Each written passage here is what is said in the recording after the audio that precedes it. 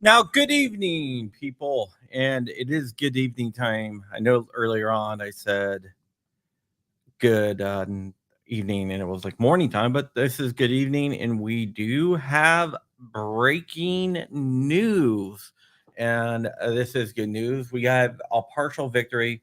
I wouldn't say a complete victory, but it is a partial victory out in California. And this is kind of similar to the Higby case. And uh-oh. Am I frozen? All right, now there, I'm back. Sorry about that, guys. Yeah, this is similar to the Higby case in New York that GOA filed. This is CRPA, California Pistol Rifle Association, Gun Owners Foundation, Gun Owners of America, Gun Owners of California. See, Sam, I mentioned Gun Owners of California, and Second Amendment Foundation. This is where they teamed up to attack the state's concealed carry licensing scheme. In California, they were not issuing licensing from out of states. They had long waiting periods. There were psychological evaluations and a bunch of other stuff. And we got an injunction on a lot of it. There wasn't a lot of it was there was an injunction. So it was an injunction. It was approving an injunction and denying part of the injunction. I'm not going to go over too much of the actual documentation. I read through it and I'm kind of busy tonight. So I am just going to cover what is important to everyone out there, especially if you live in California. So all these departments, all these agencies, all these organizations teamed up to sue the Los Angeles County Sheriff's Department over concealed carry permits. They were going after the exorbitant fees, the long wait times, the inability for people outside California to be able to get a California concealed carry license or California to issue reciprocity. Also, there is a psychological evaluation that people must go through, and they have a bunch of other reasons that they can be denied a permit. What this judge said in California was that the state must issue concealed carry permits for people outside California. So non-residents can apply and obtain a concealed carry permit. Not only did they say that, but they also said that the long wait times is a no-go. They said it takes too long to get a concealed carry permit. Right now, I think the average wait is 18 months, and they said that is too long and it's violating the rights. That's insane. Yeah. So, yep. So that is what is going on.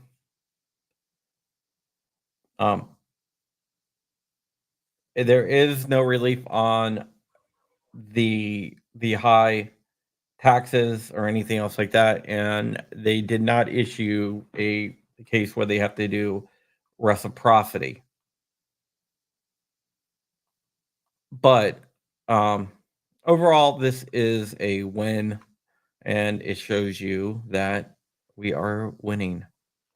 Now, can they just turn around and challenge this right away, or what do you think is Yeah, I think with that it? they're going to do that. What I think that they're going to do is, I think that they're going to ask for an emergency stay of this judge's decision Yeah, until they can appeal. We will read through the whole thing, but it's just I don't feel like it. Sorry, yeah, guys.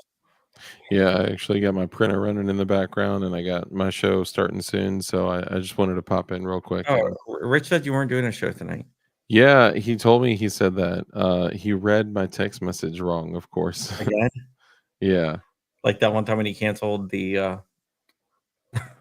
the uncensored podcast. Yeah, Yep, like that one time when Elon Musk used our intro on Twitter. yeah, Yep. yeah. So we'll have to see what happens here, but this is a win for CRPA. Chuck Michelle over there. Also, Sam over at Gun Owners of California, the GOA people, the GOF people, which is Gun Owners Foundation, which is the nonprofit of GOA, and the Second Amendment Foundation. They all teamed up to sue California, and they got a partial victory here. Nice. Is This is a good beginning. One of the things that I found that was really interesting is that California tried to use racist laws in justifying their recognition of the other people from out of state being able to get a permit. MC is asking, do you know how much it currently costs roughly? It depends, but it depends, but it depends on where, but it's pretty damn high, especially in. Yeah, I think from what I heard from LARPerators Anonymous, if you guys out there do not know, he's a YouTuber. His channel is LARPerators Anonymous. He is awesome. He lives in Cali and he's fighting behind enemy lines. I think he said he spent about 1,000, or no, somewhere close to $1,000. Maybe I'm misremembering, but it was definitely over 500. And I don't know why, but $1,000 is sticking out in my head. So I could be wrong though. $1,000, over $1,000 in SB County. Okay, I was thinking it was about $1,000. He also, for his Sig 365. If you guys don't subscribe to him, you should. He does great content. But for his pistol, it was a Sig 365 X macro. I think he ended up paying like something like $1,700 for it. Like everything is just super crazy taxed in California, and obviously this is absurd. And the cost should be at least relatively similar across the United States. They can't be gouging like that. Yeah, and I think eventually the judge just wasn't willing to decide on it. Not saying that the judge won't go ahead and rule that it's too high, but the judge wasn't really ready to sign off on it yet. Dang, you see this? DS88, what's up, brother? You need 16 plus hours of classroom time, 8 lecture, and 8 live fire. That's insane. And this was in Humboldt County, California. They're known for pot in Humboldt County. Interesting. That's They because the are. 365 used to be an off-roster firearm. Yeah, yeah, it was off-roster. He bought it from. He said he had a friend in law enforcement that was selling, just happened to be selling it. Yeah, Humboldt County is known for weed. Interesting. It's the weed capital of the United States. Yeah, I just don't know that much about California at all. The Emerald Triangle. Yeah. Firearms cost depending upon roster, it costs more off. Yeah, for sure. Yep.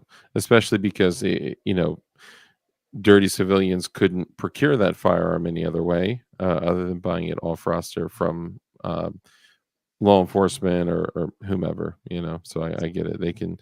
It's like fish at a restaurant. It's market price, whatever people are willing to pay for it. But this is a good victory.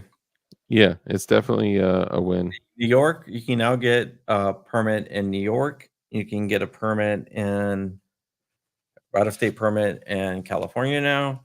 So I think it leaves Hawaii, and I'm not sure what other states. Dude, honestly, I'm tempted to go get my DC permit, New York permit, like all the places that I don't go because can't carry a gun. I think I'm gonna have to start stacking up these You can't permits legally carry a gun. that I cannot legally carry a gun without threat of incarceration or death.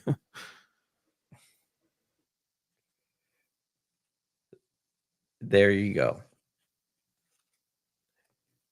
But yeah, it's definitely a victory. With that, I think that's all we're gonna have right now because I don't feel like going through everything Yeah, tonight. yeah, DS88, you nailed it. It's total bullshit. It's created an inflated black market for off roster guns.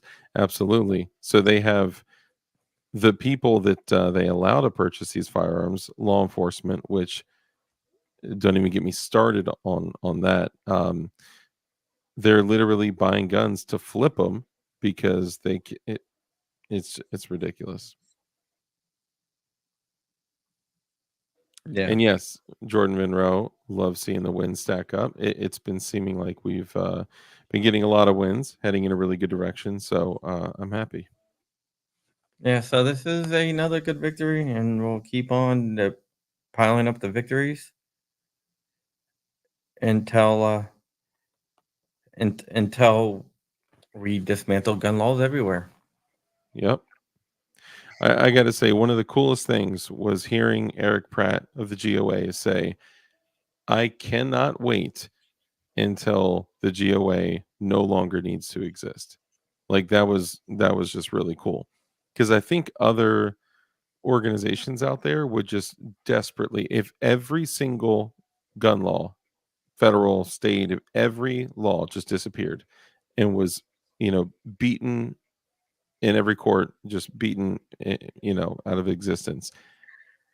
I have a feeling that there's some organizations out there that would just desperately try to stay intact and stay relevant. Whereas hearing the GOA say, "Yeah, we don't want to do this. We don't want to be here, and we can't wait until we no longer exist." I was just like, "Man, that's cool." That speaks to their integrity.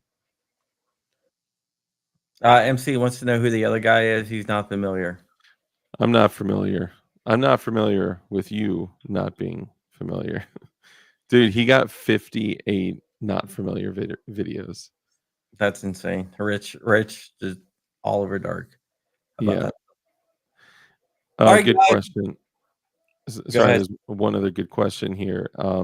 Do out of state permits need to do 16 hours? It's probably going to be the same requirements. If like it's like what New York did, the requirements are the same as an in-state permit. So an out-of-state Yeah, permit's probably going to require the same amount.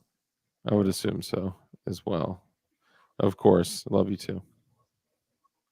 And everyone check out Walter at Safety Harbor Firearms. They're pretty cool people. All right, guys, that's it. Just wanted to make a quick video to give you a quick little update. I am going to go back to putting my kids to sleep. And with that, we are out of here. Thank you so much. And check out tonight on DLD After Dark what he will Yep. be with. Yeah, we'll be going live. It'll actually be a little after 10 tonight, probably like 10:15 or so. Always And a little guys, bit after 10. it's always a little after 10. And don't forget, guys, stay ever free, stay ever vigilant, keep in the fight, and Wolverines, mother, And keep that thing on you. and keep that thing on you. Be kind.